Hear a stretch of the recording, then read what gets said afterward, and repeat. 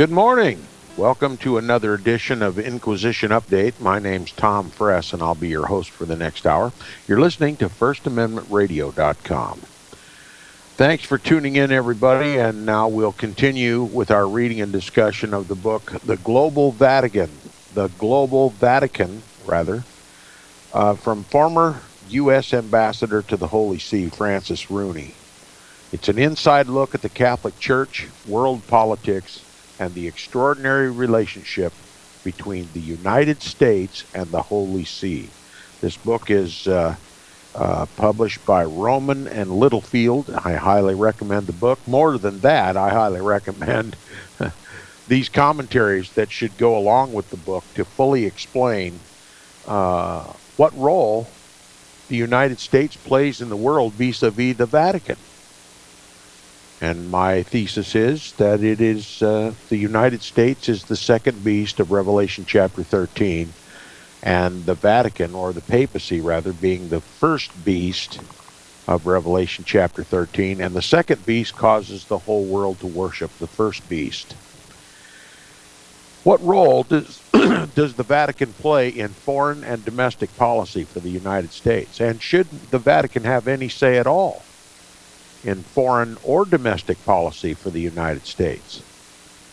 What role should the Vatican play in the world? Or rather, what role does the Vatican play in the world? If you consider the very real possibility, and I insist the fact, that the papacy is the Antichrist of the Bible, all these questions become extremely important. Now, we've been talking about the First World War and the Second World War, a kind of 1-2 punch in a direct answer to 2 punches previously delivered to the papacy. Number 1, the Protestant Reformation, and number 2, the French Revolution, during which the papacy suffered and nearly, well, for all intents and purposes, it appeared to be dead. But now the papacy is having its turn.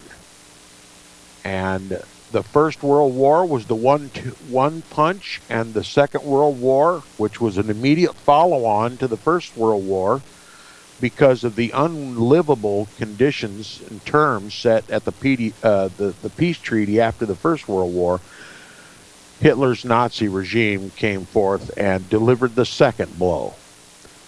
And these wars took place during in the very seat of the Protestant Reformation. Germany was the focus of both wars.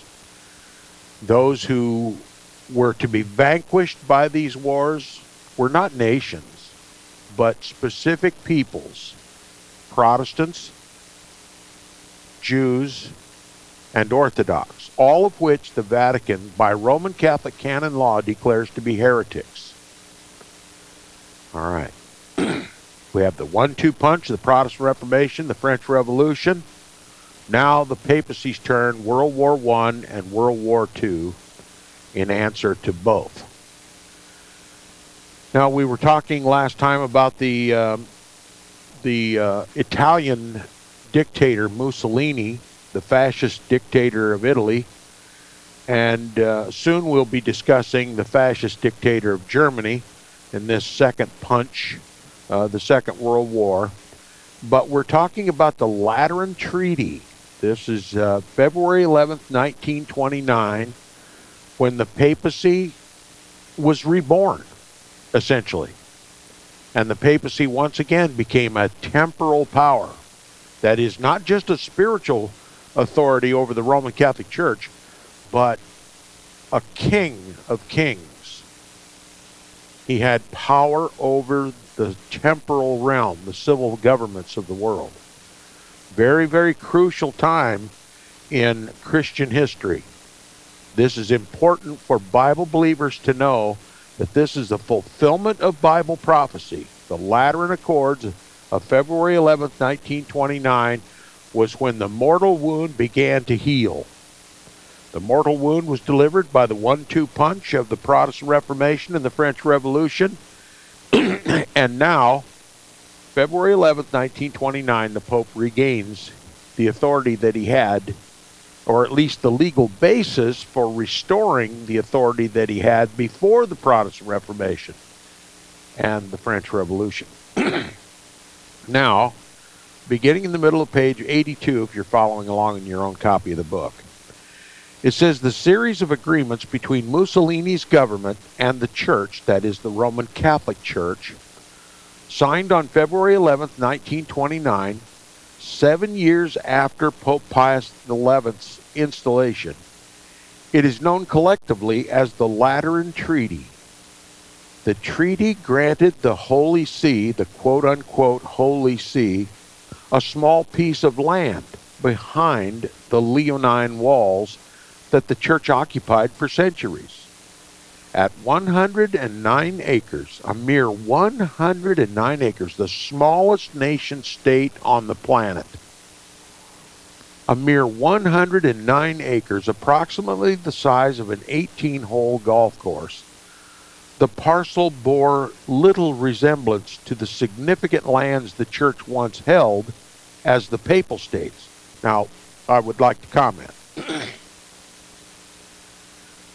The Roman Catholic papacy had direct rulership over the Papal States. He was the king of the Papal States. The Papal States were granted by Pepin to the papacy to finance the church. It was to be a cash cow for the papacy. After all, the Church of Jesus Christ should not remain penniless in the world. So this land that literally cut Italy in half, a relatively small piece of land, but nonetheless substantial in its ability to finance the Roman Catholic Church,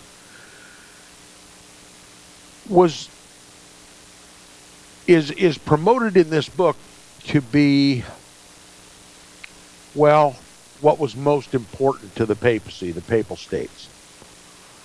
But this is devoid of any recollection that virtually all of Europe was owned by the papacy, but it was ruled not directly by the papacy, as was the Papal States, but that the Pope, through the kings of the nations of Europe, ruled all of Europe. It was an indirect rulership. All right. Much emphasis is now placed on these Papal States, as though it were the great injustice perpetrated against the papacy as a result of all this upheaval, that the papacy lost its financial support in the Papal States. But what really musses up the hair of the papacy is that he's no longer King of Kings and Lord of Lords. The Papal States were one thing, but the status that the Pope had before the Protestant Reformation and the French Revolution exceeded far beyond his power and authority in the Papal States. His wealth was incalculable before the Protestant Reformation and the French Revolution. Whereas the Papal States were just simply that small portion of land that the papacy directly governed and benefited from as support for the church. So I hope that's clear, and I hope you can read between this author's lines when he begins to emphasize these Papal States. They were insignificant compared to the wealth, power, and influence that the papacy had over his indirect rulership of all of Europe. Now, he says, more important than the size, though, was the meaning. Once again, because of the Lateran Treaty, the church had temporal property to accompany its recognized institutional sovereignty, ruled by the Pope and legally independent of the external powers. Now, what he's making reference to here is the Vatican city-state, the 109 acres. Remember, what Napoleon Bonaparte offered the papacy to remain the sovereign of Vatican City-State, but the Pope rejected that. I'm not going to receive anything from your hand. Okay? So virtually, while the papacy made itself a prisoner in the Vatican and appeared to cease to have any interaction with the nations of the world, he ceased to be a temporal king, even of Vatican City. Well, now, since the Lateran Accords and Mussolini granting the papacy control over this 109-acre parcel of land called Vatican City, the Pope, according to this author, is once again a temporal ruler, a temporal sovereign.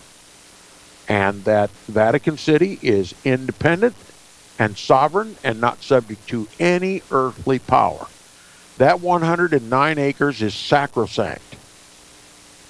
Okay? The only jurisdiction that has authority within those Vatican walls is the papacy, or the Holy See, collectively. Now, according to Article 24 of the Lateran Treaty, Vatican City, quote, was, quote, always and in every case considered neutral and inviolable territory, unquote. Inviolable. It's not by any stretch of the imagination neutral. The Roman Catholic Church is not neutral in any dispute, national or international, but it is regarded as inviolable. You know, it's like God's throne. God's throne is inviolable. Now, Satan tried to overthrow that throne, but guess what? He got pitched to the earth and all the angels that followed him. That's inviolability. Well, it's considered that those 109 acres over which the papacy now rules since February 11th, 1929, it's inviolable. Just as God's throne. Because he thinks he's God on earth. By Roman Catholic canon law, he is God on earth. Now, other benefits were given to the church. A large cash restitution of 750 lira, that is about $100 million in 1929 dollars, was to be paid out by Italy in exchange for the seized papal states. Okay? Italy confiscated the papal states, put it under their republic, took it away from the Pope. He was no longer temporal ruler over the papal states. The papal states were no longer called the papal states. They were part of Italy then, and they benefited the Italian government. And it was no longer a benefit to the Roman Catholic Church. But when Mussolini came along, this supposed atheist, seeking a partnership with the Vatican, seeking the political power by having an association with the Vatican, decided to pay the Pope for the papal states. 750 million lira, that is $100 million in 1929 dollars. Now, according to Avro Manhattan, the Knight of Malta, who wrote the book The Vatican Billions, the papacy, through insider trading, Roman Catholic insider tradings all over the world, have taken that $100 million from the Pope and have parlayed it into an incalculable amount of money. The Vatican Billions is, just one attempt by another human being in this world, Avro Manhattan, of trying to calculate the incalculable wealth. And I read that book right here on Inquisition Update. It's in the archives. I highly recommend the book. You can read it for free online for yourself. But they parlayed that $100 million, or 750 million lira, however you want to look at it, into a financial colossus. The Roman Catholic Church is the biggest property owner in the United States, just short of the federal government itself. And its stock holdings cannot be even assessed. Not to mention its churches. And even all of its financial wealth pales in comparison to its political influence in the world. And the monetary value of that, certainly you can understand, is incalculable, especially if he controls the foreign and domestic policy of the United States of America. And we've discussed here on Inquisition Update many times that the Federal Reserve Bank, the bank to which the United States owes its national debt, which is also incalculable. I've heard some people put a tag on it about $29 trillion, a debt that will never be paid. That is owed to the Federal Reserve Bank, and the Federal Reserve Bank was born out of the investments that began at the Lateran Treaty. The Vatican bankers, the Jesuits, own the Federal Reserve Bank. And if you understand the biblical principle that if a debtor is a slave to his creditor, then to the tune of $29 trillion, the United States is a slave to the Vatican, because that's to whom the United States owes its debt. And that's why Rome determines foreign and domestic policy in the United States. The United States is literally a slave ship to the papacy. Now, if you've never heard this before, it's going to sound absolutely, absurd. But I implore you, do your own research. Find out who it was that established the Federal Reserve Bank. It was the Rothschild banking dynasty. And I have personally looked it up myself in the Encyclopedia Judaica, the Jewish encyclopedia. They clearly identify the Rothschilds as the guardians of the papal treasure. Okay? The Rothschilds, the banking dynasty that we've all heard about. What we've never heard about is that they absolutely operate with Vatican money. And their Federal Reserve Bank, the Rothschilds' Federal Reserve Bank, is a Vatican bank.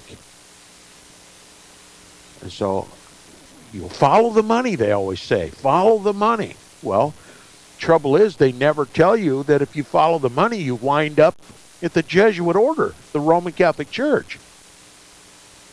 And this is what's so sorely lacking in the understanding of Americans today as to who our debt is owed, who our colossal financial debt is owed.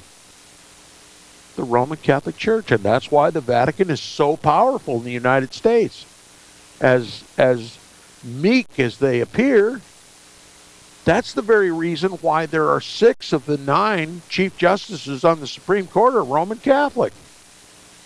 And more than that, for the first time in history of this country, there's not one single Protestant on the court. And that's why Congress is overrun with Roman Catholics. They sit in the most powerful positions in our government. They run our government. And the papacy, if he doesn't pay his respects to the Vatican, in draping himself in a black suit, and if he takes his wife, she must wear black to the foot and wear a black veil over her face, and then go to Rome and kiss his ring, well, he can be assassinated. As was President John F. Kennedy, Roman Catholic President John F. Kennedy, who at some point in his administration, in his term, must have had a Protestant Reformation. We've talked about it many times. We won't go over it anymore, but we're talking about the beginning of the healing of the mortal wound that was inflicted by the Protestant Reformation and the French Revolution. The mortal wound is being healed. It says, other benefits were given to the church. A large cash restitution of 750 million lira, or about $100 million in 1929 dollars, was to be paid out by Italy in exchange for the seized papal states. The treaty also included a provision for the Pope to broadcast beyond its walls by radio. This may seem a minor point, but it went to the very crux of the Vatican's right to operate as an entity independent of Italy or any other foreign power. Pope got his own radio broadcast system that couldn't be interfered with. He's a sovereign. Okay, you got to communicate to the world's quote unquote faithful, uninterrupted. All right. The Pope could speak directly without interference to Catholics around the world. Vatican Radio was born on February 12, 1931, when Pope Pius XI became the first pope to have his voice transmitted by radio. The microphone the Pope used was later preserved and still is inside a glass case in the Vatican. More Roman Catholic relics, right? A microphone. The mouth that roars, right? The little horn that had eyes like the eyes of a man and a mouth speaking great things. He speaks by radio. That's right. Now, the argument was made in Chapter 5 that the sovereignty of the Church does not depend on territory, much less on money or radio. The Roman Catholic Church functioned as a sovereign entity in the years between 1870 and 1929. That is, during the papacy, the period when the popes were prisoners within the Vatican and had shut the doors behind them. Okay, appeared to be, well, absolutely destitute, having lost all of its temporal power, and having refused an offer from the current Italian government at the time that he could still remain the king of Vatican City. He just simply refused to take anything from anybody's hand, much like God would refuse to take anything from anyone's hand, right? He believes he's God, see? Now, he says the church functioned as a sovereign entity even in the years, the word even should be in there, even in the years between 1870 and 1929, arguably with greater impact and authority than before 1870, having been relieved of the conflicting burden of administrating the papal states. Okay? Nonetheless, the importance of the Lateran Treaty cannot be overstated. It served to define the physical independence of the Holy See, adding a valuable complement to its sovereignty. How much this mattered would become apparent when Rome fell under the control of Adolf Hitler in 1949. Now, don't misunderstand. When it says that Rome fell under the control of Adolf Hitler in 1949, he's not saying that the Vatican fell. You see, the Vatican used Hitler to punish Italy for taking the papal states and other confiscations. Hitler was the Pope's man. Roman Catholic Adolf Hitler was the Pope's inquisitor of the Second World War. The papacy depended on no one like it depended on Adolf Hitler to undo the Protestant Reformation, to undo the injustices that were perpetrated upon the papacy, and to send a message all over this world. You touch Rome, and I can still muster the armies of the world to do my bidding. The King of Kings and Lord of Lords is reborn in the Second World War. Now, I see we've come up upon the break. We'll continue with our reading and discussion of the book, The Global Vatican, by former U.S. Ambassador to the Holy See, Francis Rooney, when we get back from the break. Inquisition Update on First Amendment Radio.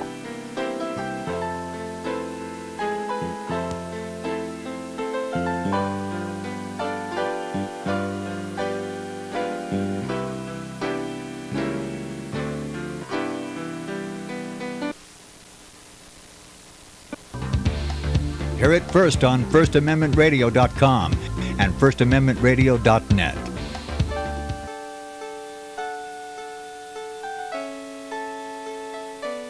The program you are listening to is 100% sponsored by you, the listener, on this First Amendment Rights Media channel.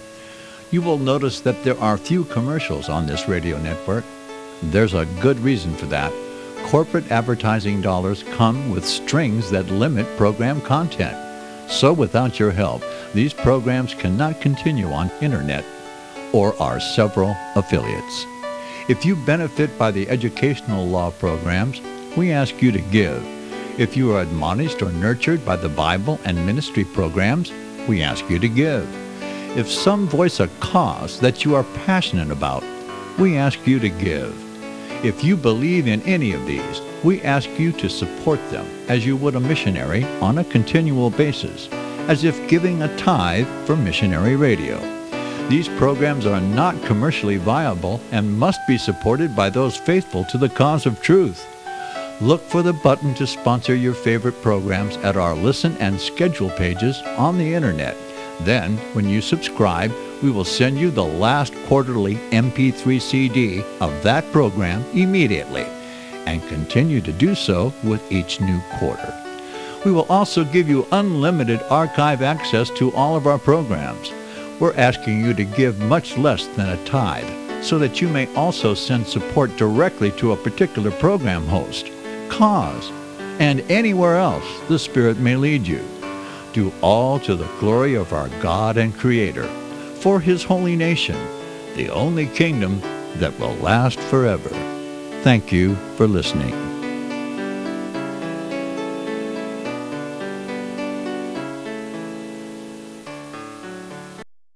Visit crosstheborder.org, CROSS, crosstheborder.org, to get your print, EPUB, or PDF version of the book, The Rapture Will Be Canceled. That's crosstheborder.org. I know you all want answers, and believe me, so do I, and I'll do my best to get them. Despite Nicolas Cage's promise to do his best to get left behind rapture answers for us, don't hold your breath.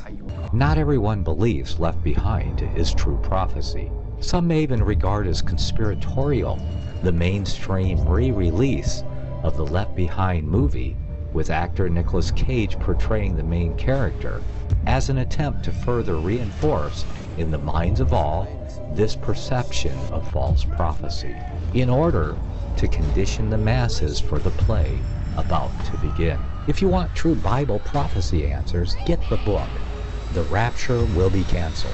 The author exposes the Latin rapture origin, the 7-year tribulation deception, true Bible revelation of Daniel's 70 weeks, the abomination of desolation, the restrainer, America in the Revelation, the image of the beast and the mark of the beast, and the truth about God's chosen people, and so much more about Bible prophecy. This book will shatter the Left Behind paradigm of future events. Get the book, The Rapture Will Be Canceled.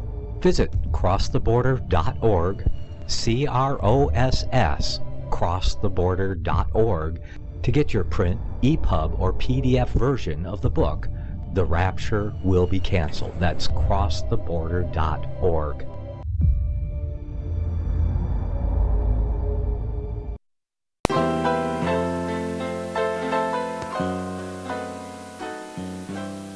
Welcome back from the break. You're listening to the second half hour of Inquisition Update. If you would like to hear Inquisition Update continue here on First Amendment Radio, please support First Amendment Radio, who sponsors the program. If you'd like to contact me directly, please do so by email. My email address is tom@seawaves.us. tom@seawaves.us. Now the author's going to discuss, well, what benefits the Lateran Treaty provided, how it enhanced the sovereignty and independence of the Holy See and the papacy. He says, but all that was still well in the future. How the Lateran Treaty benefited the Pope. He says, first, In 1933, just months after becoming Chancellor of Germany, Adolf Hitler pursued his own agreement with the Pope. Okay? Can't have a crusade against the heretics without first consulting the Pope. It says, privately, Hitler aspired to eradicate Christianity from Germany and replace it with National Socialism. Okay, let me just tell you, National Socialism is a more stricter form of Roman Catholicism. It's an answer to the Protestant Reformation. Now, of course, they can't demonize Hitler and then separate the Pope from blame from Hitler unless they suggest that he wanted to destroy Christianity. Listen, Adolf Hitler was Catholic all his life. All of his hierarchy were Roman Catholic. They weren't going to destroy Christianity as they saw it. They were going to ram it down Europe's throat. And that's what they did.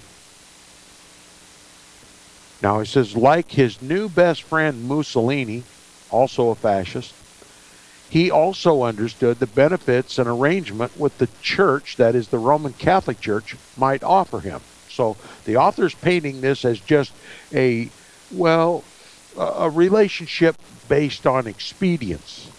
No, that's not at all what it was. It was a Holy Roman Crusade. And it says a full third of the Reich's population, more than 20 million Germans, were Catholic. Hitler intended to use the church, that is the Roman Catholic Church, to consolidate his power over his Catholic constituency. Rome simply getting control of Protestant Germany by controlling the Catholics through Hitler. Now, he says the 1933 Reich Concordat, that is the legally binding agreement signed by the representatives of Hitler's Nazi regime and the hierarchy of the Roman Catholic Church in Germany, protecting the rights and sovereignty of Roman Catholics, protecting the sanctity of the Roman Catholic churches in Germany, protecting the assets of the Roman Catholic Church or the Vatican in Germany. It says the 1933 Reich Concordat, negotiated for the church by Eugenio Pacelli, who had been promoted to Cardinal Secretary of State 3 years earlier. He's the top dog at the Vatican next to the current Pope, Pius XI. This was the eventual Pius XII, Eugenio Pacelli. And for Germany by Vice Chancellor Franz von Papen. He was a Knight of Malta. He was the most powerful man in Germany.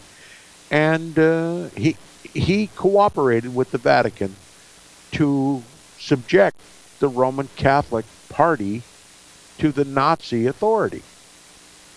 All right, it says the 1933 Reich Concordat, negotiated for the church by Eugenio Pacelli, the eventual Pope Pius XII, and for Germany, Germany is represented by Vice Chancellor Franz von Papen, himself a Catholic, was a compact under duress, the author states. There was no duress.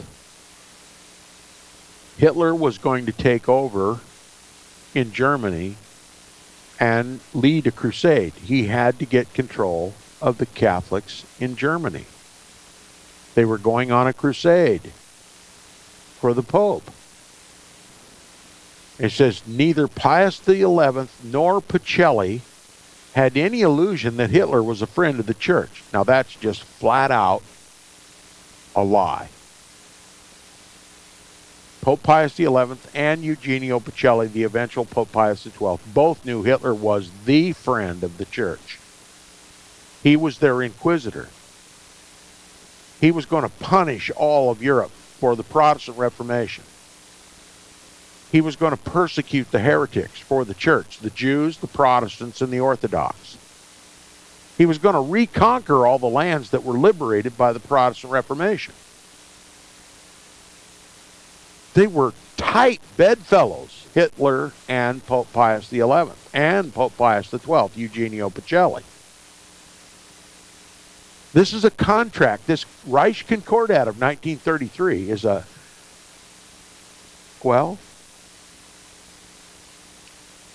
most solemn, binding agreement between Hitler and the Roman Catholic Church. But they tell us publicly that Pope Pius XI and Pacelli at the time had no illusions that Hitler was a friend of the church. He was a friend of the church, and there was no illusion that he was not, according to the hierarchy of the church. Now, for exactly that reason, they wanted to make the best of a bad situation, it says. The church entered into the Concordat because it saw a choice, Pacelli explained later, quote, between an agreement on Nazi lines and the virtual elimination of the Catholic Church in the Reich. So they justified this diabolical Concordat on the threat that if they didn't sign a Concordat, Hitler was going to absolutely destroy the church. Now that's how they got the cooperation of all Roman Catholics to support Hitler, so that he would preserve the church. Okay? You see the visible message that they're sending in order to conceal the real secret agenda between Hitler and the Vatican? They had to make it look like the Roman Catholic Church was going to be destroyed if they didn't go along with Hitler. When in fact, the Vatican was always dependent upon Hitler to accomplish the goal of Catholicizing all of Europe, restoring all the lands that were lost. Remember, the emphasis previously was just the papal states. The Pope was really down and out, down in the mouth about losing the papal states. No. That wasn't the emphasis. The emphasis was all of Europe. This is the Counter-Reformation. This was the direction the Roman Catholic Church began at the Council of Trent, which immediately followed the Protestant Reformation in 1917. The Jesuits were created to restore to the papacy all the power and authority that he lost at the Protestant Reformation. The Jesuits were created. The Council of Trent was their first official ecumenical council, and it was a declaration of a war of extermination against Protestantism. And the World War I and World War II was just part of that counter-Reformation strategy of the Council of Trent. All right. According to this Concordat signed on July 20th, 1933, the Holy See would gain full control over the German Catholic clergy, including the exclusive right to appoint bishops, along with the right to run schools for Catholic children. In exchange, the Catholic clergy would agree to stay out of German politics. No. The Catholic clergy, the hierarchy of the Catholic clergy, the common priest, maybe not so much, but the Roman Catholic hierarchy of Germany were going to run the politics of Germany. You can't run a crusade without controlling the government. Here's something else you'll never hear. Nazism, we've all, had our definition of Nazism formed in our minds and hearts long ago, but what we were never told about Nazism is that it is clerical. Now you're saying, well, what are you saying, Tom? What do you mean it's clerical? It simply means it's run by the priests. You can't run a crusade unless the priests are running it. And books have been written. Many books have been written. Shelf after shelf of books have been written since the Second World War outlining the power and control of the Roman Catholic hierarchy over the Nazi regime. Why, even as we've stated many times here on Inquisition Update, even the SS were fashioned after the Jesuit order. Hitler was quoted as saying, "We have in Himmler our Ignatius Loyola," who was the founder of the Jesuit order. Himmler was Hitler's Ignatius Loyola. They wore black uniforms. They wore Jesuit insignia on their uniforms. They operated like the Jesuits.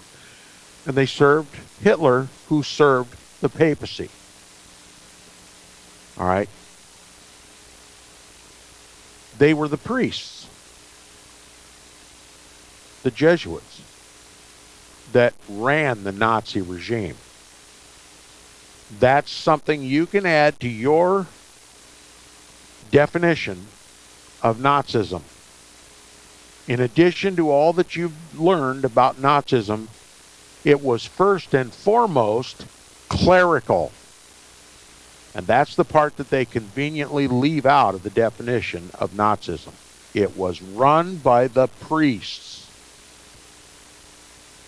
All right. In other words, the government would not interfere with the church, and the church would not interfere with the government. See, they have to separate any public blame between this Holocaust that's going to take place under Roman Catholic Adolf Hitler.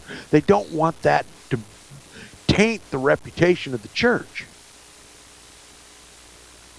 The Vatican is going to run this unholy crusade all over Europe, but doesn't want to take the blame for it. They want to put it all on Adolf Hitler, like he's some kind of a rogue, some kind of an aberration in the world when he was a creation of the Vatican. Just like Mussolini, just like Franco. All fascists, all Nazis, and they were run by the priests. Now, he says, that sounds like a better deal for the church than it was. A number of unsavory conditions were attached to the Concordat. German bishops, for example, remember the Pope gained the power to be the sole authority to ordain bishops in the Roman Catholic Church. But it says German bishops, for example, had to take an oath of loyalty to the Reich. Yeah, they had to be picked by the Pope, but they had to swear a loyalty to Adolf Hitler and his Reich, because they were going to go on a crusade. They had to obey their commander, their crusader, Hitler. So that was not a bad deal for the Roman Catholic Church. It was in the plan all along. Adolf Hitler has to have the cooperation of German Roman Catholics. And they got it. And though it's put forward to us as an unfortunate turn of events for the church, it was exactly what the church needed to run this crusade. Putting individual Roman Catholic Germans into the authority of Adolf Hitler. You obey your commander-in-chief. Now, German bishops, for example, had taken an oath of loyalty to the Reich. More troubling, the German Center Party, better known as the German Catholic Party, an influential political base for Catholics, was to be dissolved. You can't have the Catholic Church taking any responsibility for what this crusader is going to do for the church. So they had to destroy, or appear to destroy, the Catholic political party in Germany. It had to appear that the Roman Catholic Church was powerless. And Franz von Papen, the Knight of Malta, and one of the signers of this Reich Concordat, was in charge of destroying and putting down the Catholic Party in Germany. It was called the German Center Party. C-E-N-T-E-R. Okay? So we have this apparent destruction of the Catholic Party, and then full, complete loyalty to their Führer, their crusader, their papal crusader. You see, that's all to make the Roman Catholic Church appear to be just a victim in all of this. And it worked. The world bought it. All right? The Center Party, the Roman Catholic political base for Roman Catholics in Germany, was to be dissolved, removing the last barrier to Hitler's complete domination of German politics.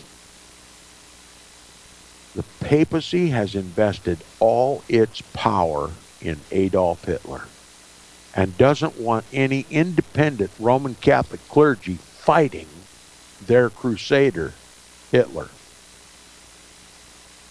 That's why they destroyed the Catholic Party, to get them all on the side of the crusader. Now it says, by agreeing to these measures, the Church at least implicitly sent a message to Germany's Catholics that it accepted as a fact the rise of Adolf Hitler, a concession that arguably lent an aura of legitimacy to the Nazi regime. But the Reich Concordat was also the start of a hostile relationship between Nazi Germany and the Catholic Church that would haunt and challenge Pope Pius XI and later Pope Pius XII, Eugenio Pacelli, for years to come. You know what the discomfort was between the Nazi regime and certain Roman Catholics in Germany? Certain Roman Catholic priests in Germany had secret but real affection for their Protestant counterparts. You see, part of the heartburn for the Antichrist in Rome at that time was that his church was becoming, well, too chummy with Protestantism. That very thing that overthrew the temporal power of the Pope and overthrew his spiritual power too, and turned the nations back from Romanism, back from the Church of Antichrist. Gave them the Bible in a language they could read for themselves, a language that they could understand, their own language. And that reading simply uncovered for the first time before their eyes the proof, the biblical proof that the papacy was the Antichrist. Always was, always will be the Antichrist. And they revolted. And they overthrew their governments. And they took all the lands that were within their nations that had served the papacy and put that land back into production for the people of the country. Literally relegating the papacy to a has-been, a pauper, a beggar, claiming himself now to be infallible. It was the Vatican's determination to restore all of its power and prestige and wealth.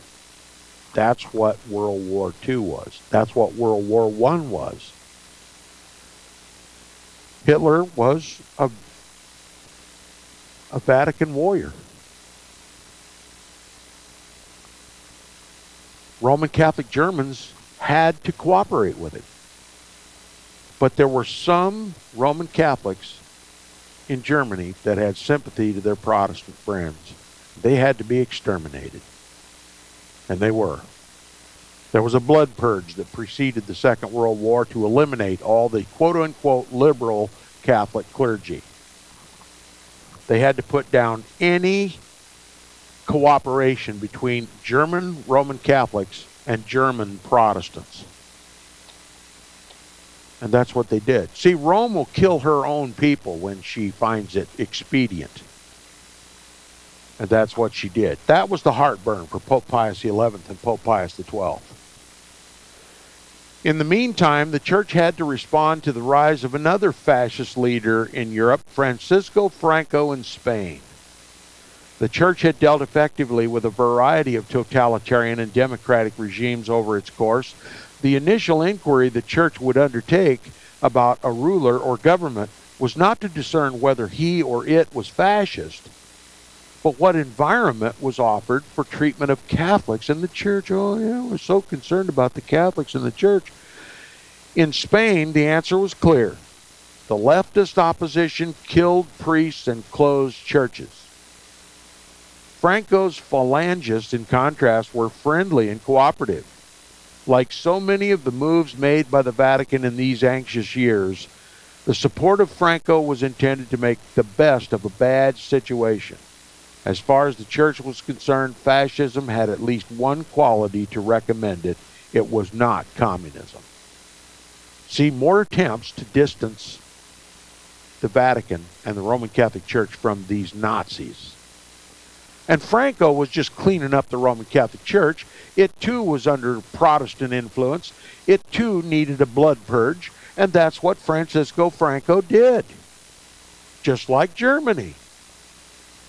If you're going to lead a crusade, you got to make sure you don't have any Protestant traitors among the Roman Catholic clergy. This clerical war, this clerical form of government, Nazism, fascism, is going to go on a crusade, and so they have to clean up their own house before they start the killing. You might take that into account when push comes to shove in the United States of America. And is that what we're seeing in these pedophile priest scandals around the United States? Is this our version of a blood purge? Just something to think about. Now he says, by the way, he says the best way to understand the response of the church to fascism in the 1930s is to appreciate its concerns about the rise of communism in Russia and elsewhere. Certainly you have to justify fascism because we got this boogeyman up north called communism, which is also a creation of the Jesuits, perfected in the Paraguayan reductions in Paraguay. Okay? Every form of government is fashioned by the papacy. Whether it's communism, whether it's democracy, whether it's republicanism, whether it's, every form of government is the business of the monks in the Roman Catholic Church to decide what is the best form of government for the Pope to eventually rule the world unopposed, unchallenged. And in the meantime, those various governmental experiments called communism, democracy, republicanism, fascism, all these things, we have this apparent conflict which serves the basis for war. Remember, the church is more dynamic at war than it is at peace. The church makes greater gains in times of war than it ever does in peace. So there has to be conflict. And these various forms of government created by the Vatican to rule over the people, therefore become the nucleus or the energy or the fuel behind the wars. The Bible predicts these wars, and rumors of wars. Now you know who the source of all these wars are. A world at peace is not a place of victory for the papacy. When everybody is just live and let live, the papacy flounders. He can't advance his cause. There has to be war. There has to be energy. Just like the body needs calories to burn in order to do work, the Vatican needs wars to do work. And the work is a global government for the papacy. So the popes, the papacy, the Holy See, call it whatever you will, I call it the Antichrist, uses the governments of the world to foment the wars as cover for exterminating the heretics and for advancing the papal authority and the eventual creation of a global government under the headship of the Pope. It's not rocket science. It's not all that difficult, actually. Now, he says communism was explicitly atheistic. The only reason communism in Russia was atheistic is because the papacy had to use communism to destroy the Russian Orthodox Church. They were heretics. They were the schismatics of 1054. They were the ones who left the authority of Rome and fled to create their own church, their own form of Catholicism, and they found a power base in Russia. And they got control of the government in Russia. It had to be overthrown. And of course, you can't have the Roman Catholic Church taking the blame for that. So they made communism atheistic. Makes sense? Sorry to have to quit so abruptly. We'll be back tomorrow. We'll continue our discussions on Inquisition Update. Thanks for